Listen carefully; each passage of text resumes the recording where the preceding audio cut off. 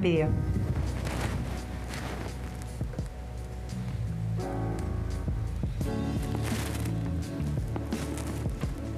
No tiene nada. Mire bien. Esto es coctelería conceptual.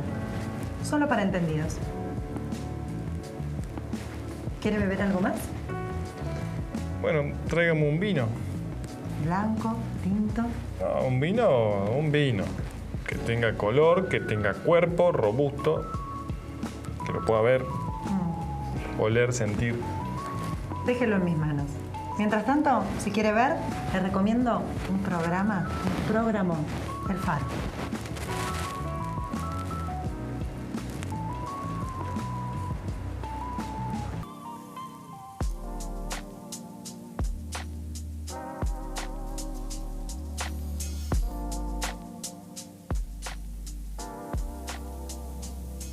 Estamos con la licenciada Micaela de Marquis. Muchas gracias por venir a La Orilla, un espacio para la charla y la reflexión.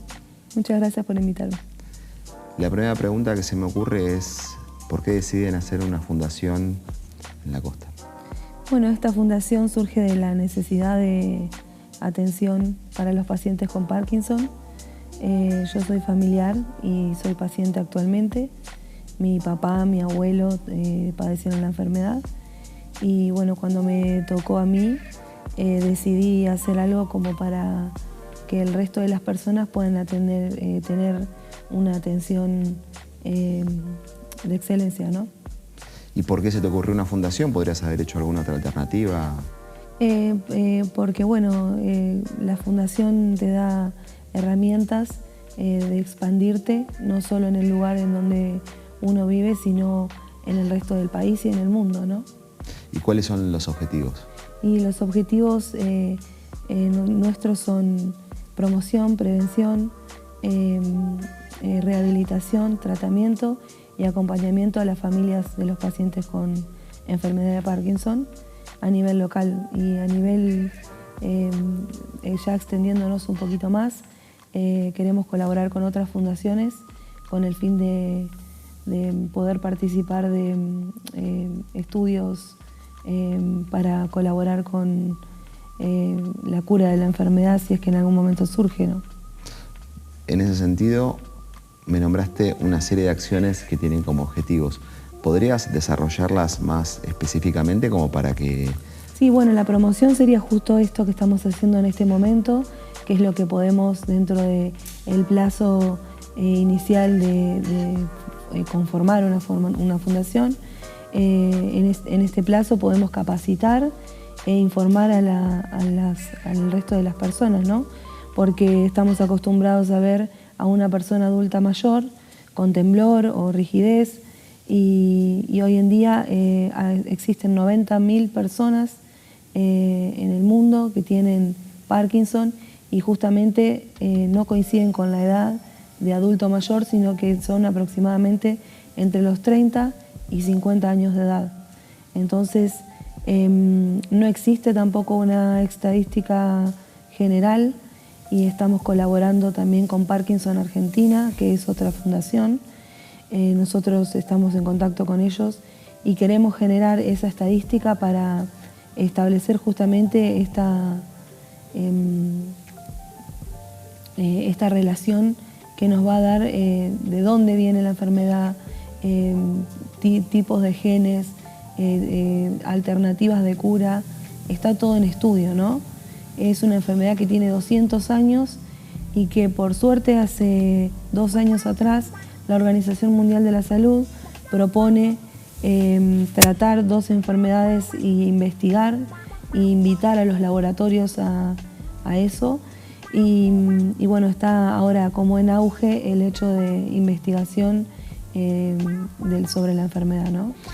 Te hago una pregunta. Respecto del Parkinson, ¿hay algún tipo de posibilidad de un diagnóstico previo? Si te haces un laboratorio genético, sí.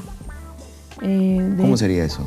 Y bueno, el laboratorio genético consta de un panel donde se estudian aproximadamente 84 genes, que son los que contienen la enfermedad. No todos tenemos 84 genes alterados, podés tener uno y ya con el hecho de tener uno es suficiente.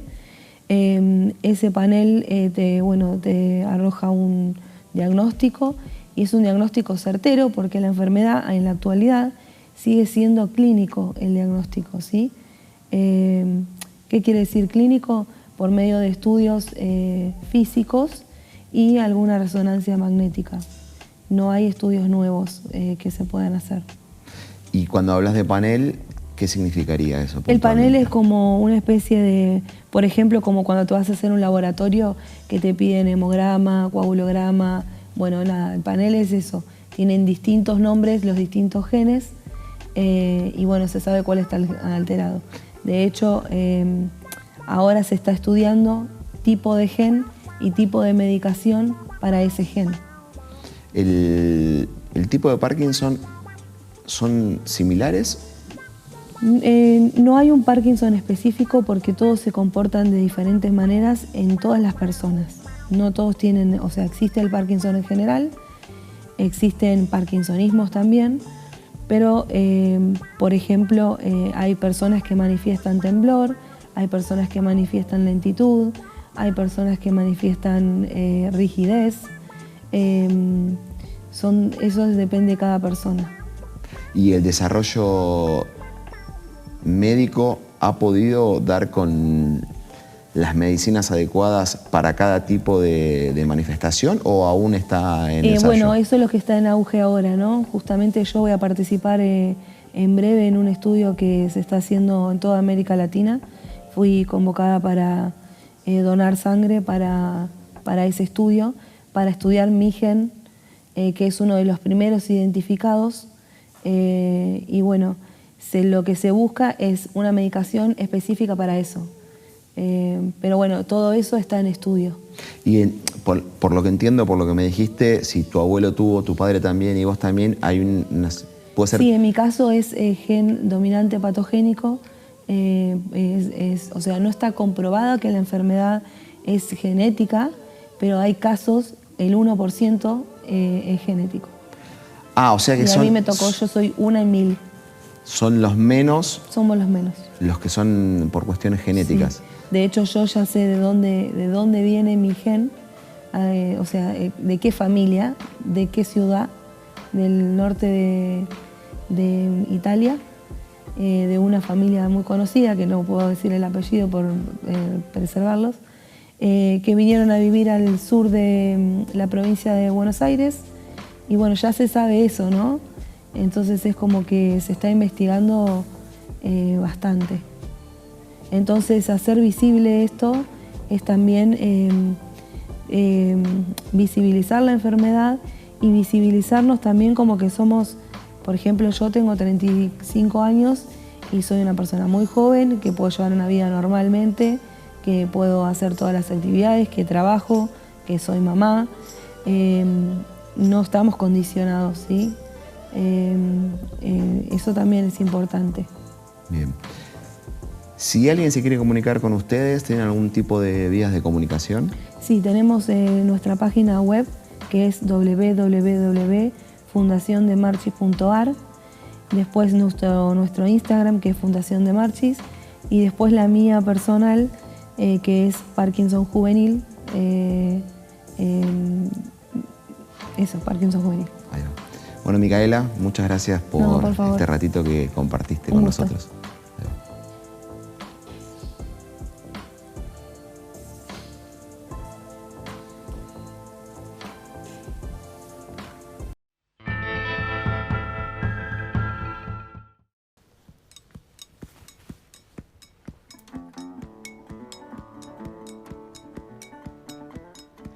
El Faro Guzmán se encuentra a unos 17 kilómetros al sur del Faro Cabo Blanco y aproximadamente a 100 kilómetros al norte de Puerto Deseado, en la provincia de Santa Cruz, Argentina. Su construcción se llevó a cabo en el mismo lugar donde se encontraba una antigua baliza a principios del siglo XX. Este faro es una torre tronco piramidal de 17 metros de altura y cuenta con una casilla para acumuladores en su base. En enero de 1971 se le agregó una característica diurna que consiste en chapas negras con un rombo en su parte media de color naranja, lo que lo hace fácilmente reconocible desde el mar. La señal luminosa del faro Guzmán está provista por un equipo fotovoltaico que logra un alcance de 10 millas náuticas. La luz emitida es de color blanco y tiene 2 destellos cada 15 segundos. Este faro se encuentra a una distancia de aproximadamente 1.850 kilómetros de Mar de Ajó y está situado en una meseta agreste.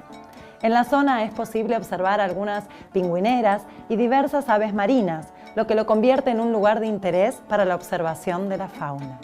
Eso fue todo por hoy y gracias por acompañarme en un nuevo programa de Avistando Faros.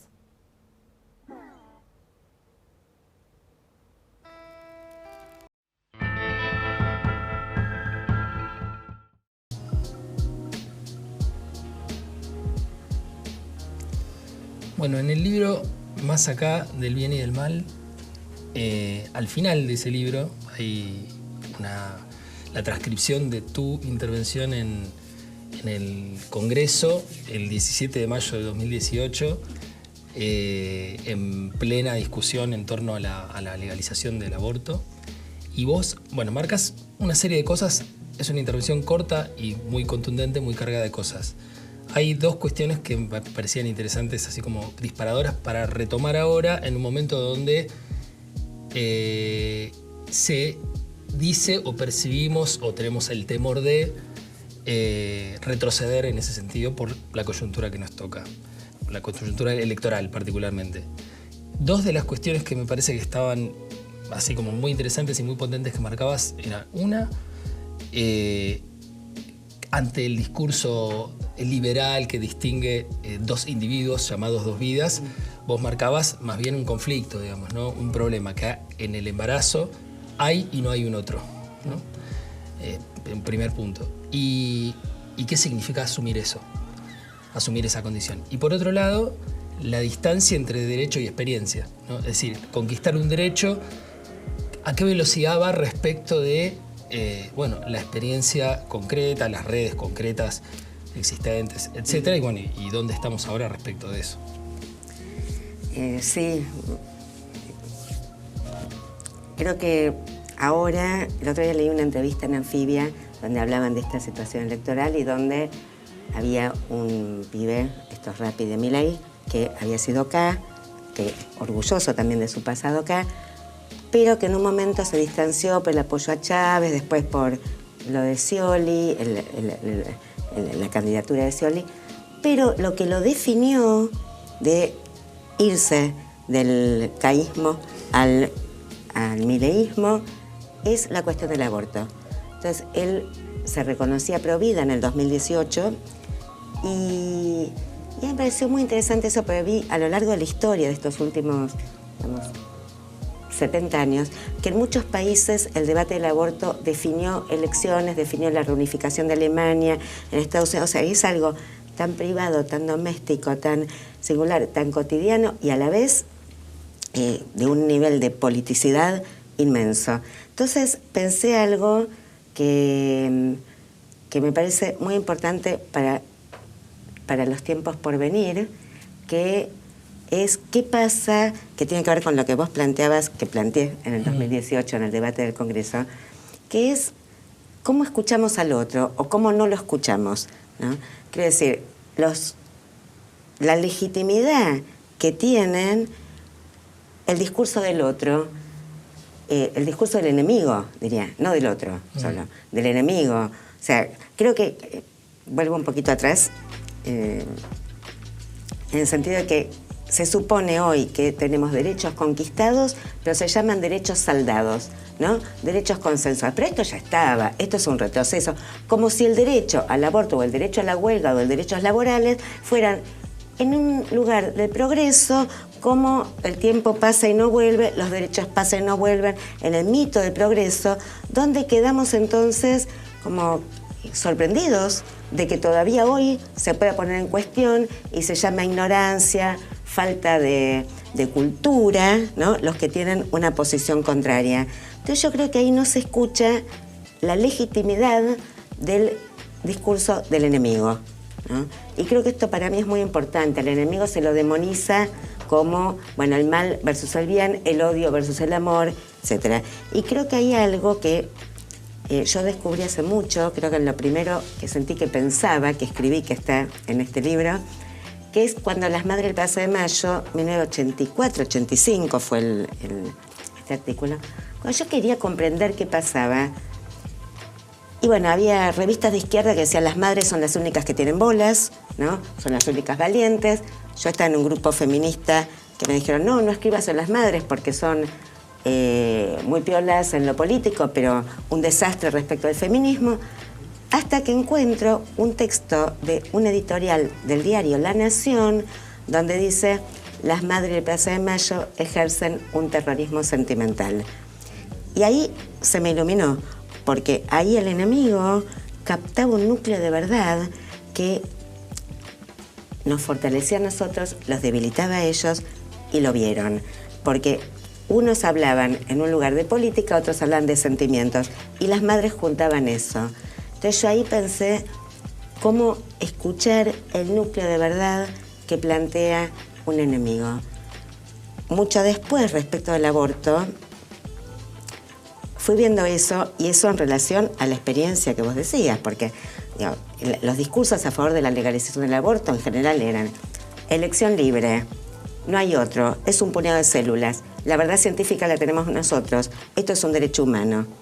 Y no veían que, del otro lado, los derechos del feto también se ven como derechos humanos, o sea, el derecho a la vida contra el derecho a la libertad. Es trágico, ninguna mujer quiere abortar, ninguna mujer elige abortar, ninguna mujer es libre porque está obligada por un embarazo que no buscó y no quiere seguir. Entonces, todos nuestros argumentos caen en desgracia frente, no al argumento del enemigo, sino a nuestra propia experiencia. Entonces creo que ahí hay que escuchar algo de la experiencia que... Obvio que la experiencia está formateada por todos los discursos que nos forjan maneras de sentir, maneras de pensar, modos de comportarnos. Pero creo que en la experiencia hay un residuo que no se agota en las convenciones y las culturas, y que es como un modo de resistencia, tiene que ver con el dolor, con el amor, con el cuerpo.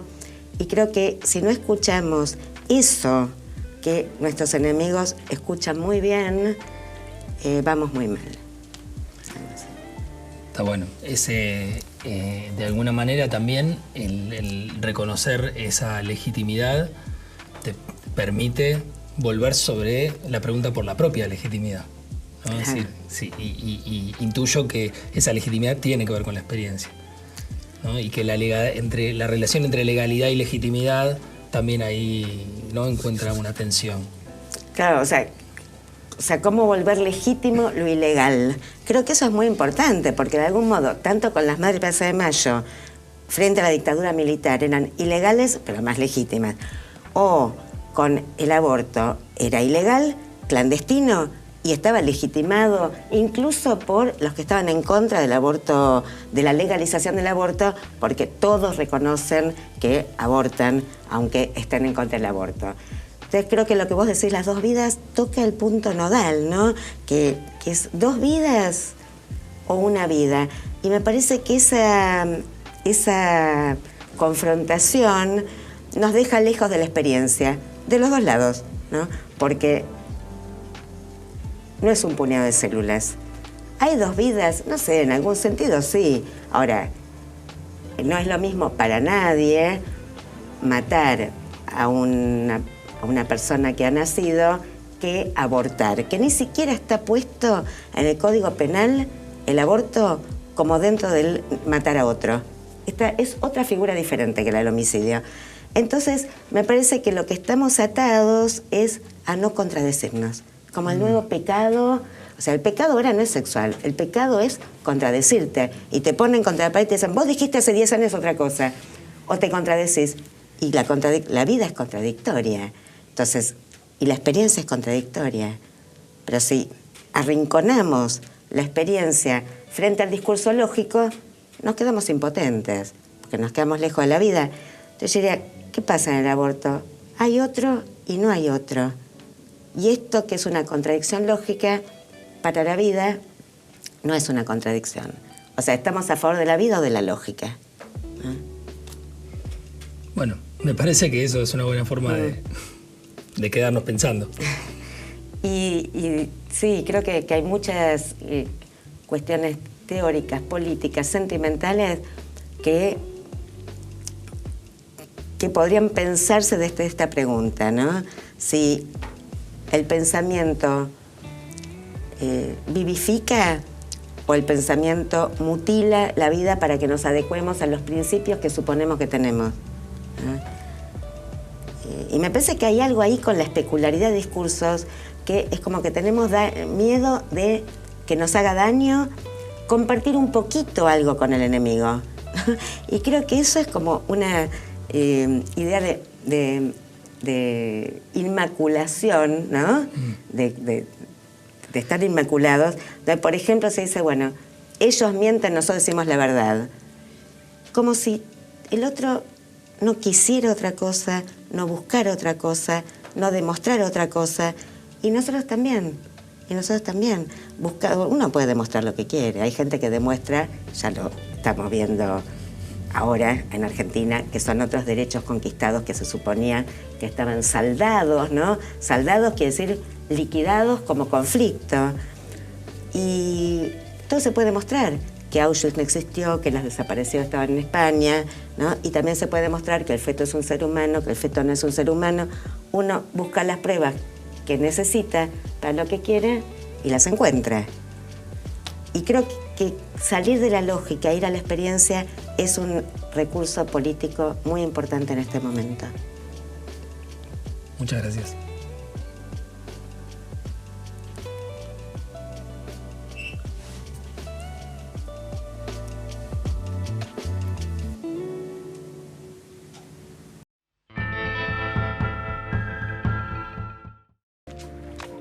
¿Me retiro? Sí. ¿Qué le pareció? Bueno, la verdad que pensé que no tenía mucho gusto de alcohol, pero estoy un poco mareado ahora. Debo reconocer. ¿Vio? Le dije.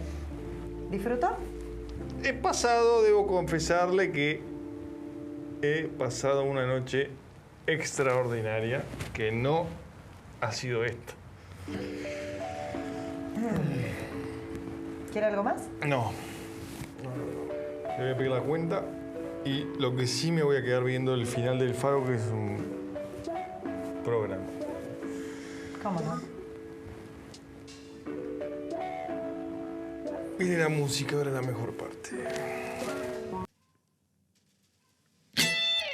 Te vas, amor, sabes que no. Te vas, amor, sabes que no. Ya me fui yo. Oh, oh. Querías mi corazón para guardarlo en tu mente. Eso obviamente falló. Trataste de retenerme. Mientras decís que te vas, amor, sabes que no. Te vas, amor, sabes que no. Ya me fui yo. Wow, wow. Tenía un rock and roll y se me fue de la mente cuando mi auto se incendió y tuve el muslo en la frente. Mientras decís que te vas, amor, sabes que no. Te vas, amor, sabes que no. Ya me fui yo. Wow, wow. Tratando de encontrar, como tantas veces, amar y que amen igual. Raras veces sucede, raras veces sucede.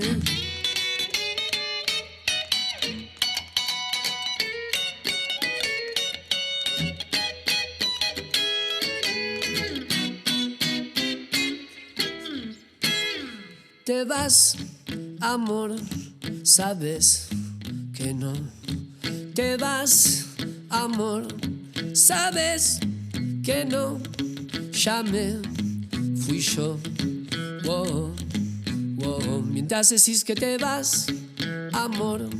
Sabes que no te vas, amor.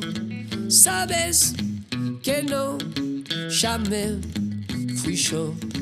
Wow, wow, wow, wow, wow, wow.